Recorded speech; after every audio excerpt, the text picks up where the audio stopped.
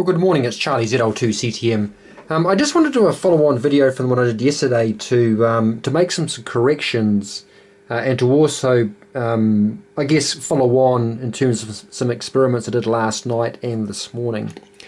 Firstly, thank you very much to Peter for pointing out an error I had made in the turns ratio, and also to Stephen for some ideas on some variations in gain, which we'll have a look at today.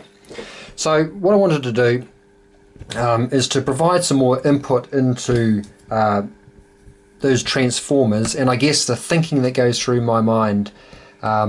There's a few things that do go through my mind, funny old thing. Well, my wife might say that's strange, but that's a different story. That I neglected to mention on the video.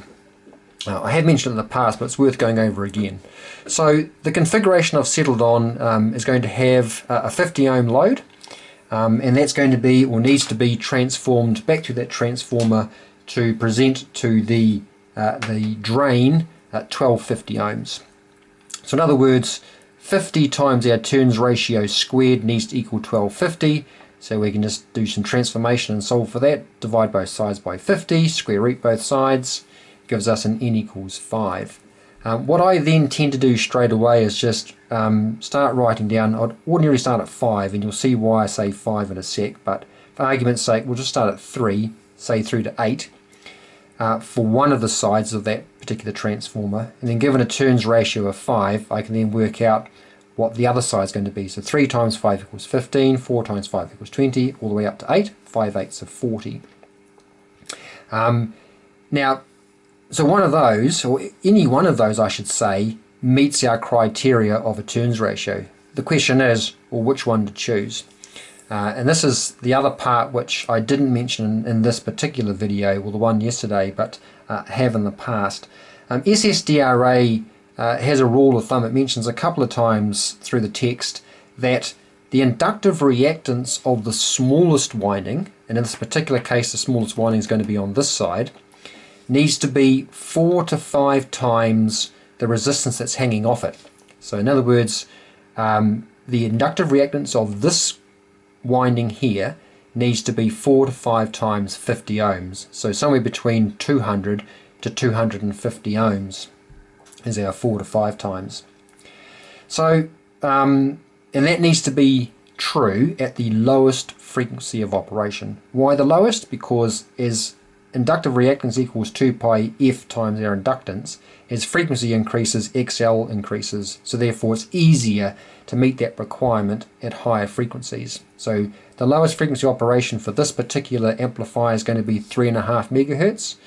So what I can then do is use, and I use an online calculator from toroids.info, which I particularly like, and I can plug in to that particular online calculator my frequency of operation, my desired XL, or my desired inductive reactance for that particular core, the FT37-43, which is what I'm using for this particular transformer, and I can spit out an answer of, for 200 ohms 5.1 turns, and for 250 ohms 5.7 turns.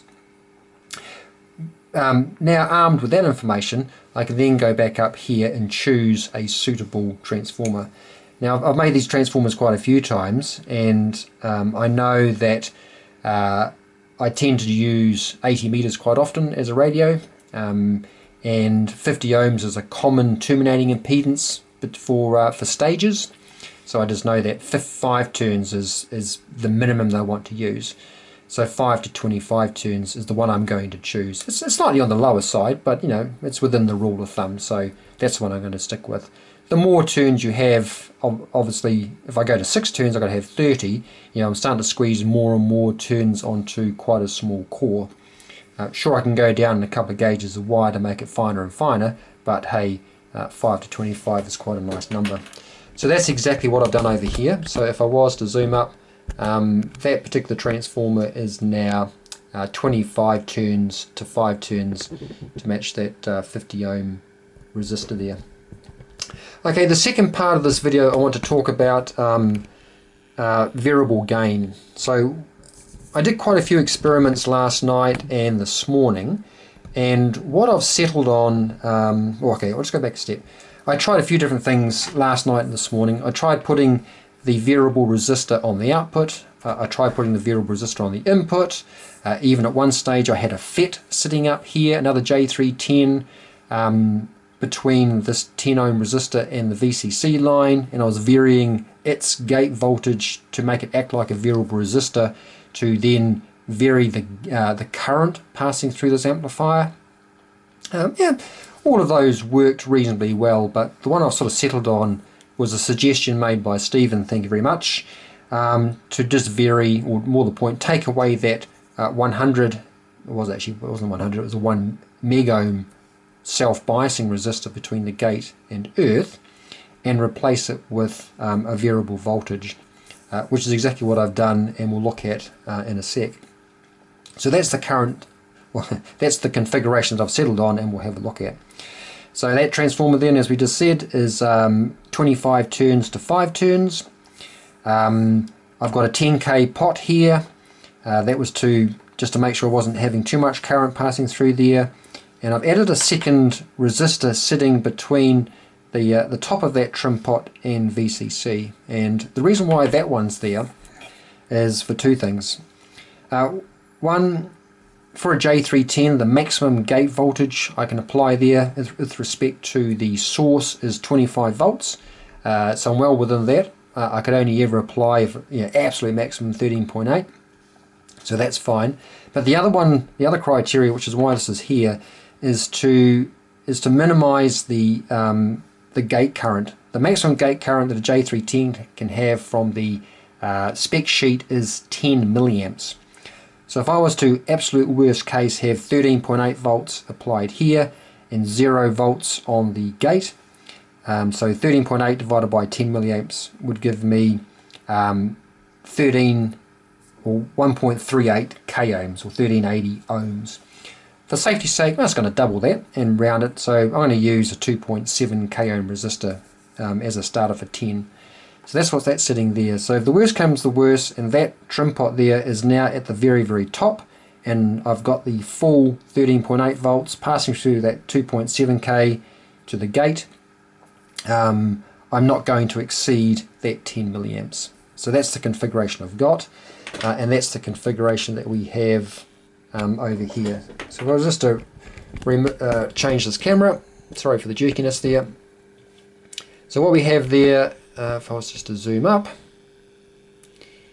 I've got a 10 turn helipot there. That's the 10 k ohm pot, and that resistor there is the 2.7 k ohm resistor going from the VCC line to the top of the trim pot, and then the white wire there is taking the tap from that pot to the gate of the J310.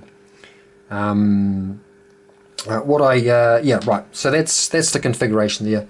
What I didn't actually mention was the gain I was getting out of this, and then we'll look at that on the scope as well. Now, in terms of varying that gate voltage, what I found is definitely not linear. So as you slowly increase the voltage on the gate, you do not get a nice linear increase in gain through the device. It's quite non-linear, so you get quite a rapid increase, then it starts to plateau off. Maximum gain was around a gate voltage of 1.5 volts, and in that configuration there, so at maximum gain on 80 meters I was getting 10.2 dB, 40 meters 10.3, and 20 meters 9.5 dB. So that's well within and in line with what I wanted for the overall amplifier.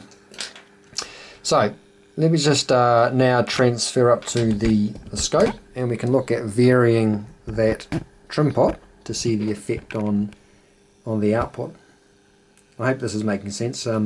As you know, I don't have a script. I just sort of tend to talk, which gets me in trouble a few times. But that's what it is. Look, sorry about the movement there. Right, so it should be in focus. That's currently on 3.5 megs. Moving up through 7, up to 14, and then up through 20 odd. So I was coming back to the middle of the range, so 7.5. Right, so what I'm going to do now, if I don't jerk the camera too much, we currently have 1.5 volts on the gate, and if I was now just to slowly decrease that, so wind it back the other way, if I can get my screwdriver in, we can now start to see the gain dropping off. We're now down to 100 millivolts, and that sort of rapid decrease down there. So I'm just sort of moving my hand there. That pot's a little bit dirty at the bottom. So, and then based it down to nothing. Then back up again. See that rapid increase there, and then a slowly increase. That's 0.6 volts there, and then all the way through to 1.5 volts. You see gradually growing, but not too much. And if we were to go beyond 1.5, you can start to see a little bit of distortion coming in here. It's no longer a nice clean sine wave.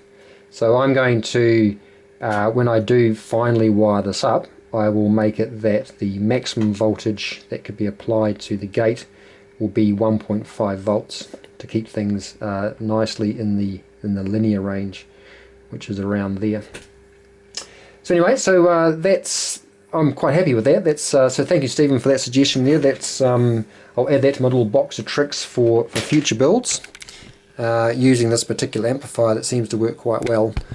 I'm obviously not worrying too much about the impedance or the input resistance that's being presented to the antenna, or the antenna tuner in this particular case.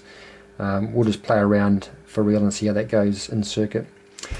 Okay, so hopefully that provides some clarity and some clarification on yesterday's video, and I guess then now settling on the final configuration in terms of varying the gain. I think for the actual amplifier itself, I'll replace that with a normal 3/4 turn pot. It does mean it's a little bit sensitive down the lower end, but I'm not too fussed about that. For the 80 beta band, it won't be on anyway, and for the other two bands, maybe I could actually play around with a log pot and see if I can actually have it going the other way around. So you've got a curve going one way for the gain, have the log pot going the other way, and maybe that would straighten things out. We'll see. But I think for now I'm starting to ramble, so I'm going to say 73s and do some more playing around with the bandpass filter. Clean that up, throw in a double pole, double throw relay, and then get it all nicely tidied up. Okay, again, thanks everybody, 73s, and we'll catch you next time. Cheers all.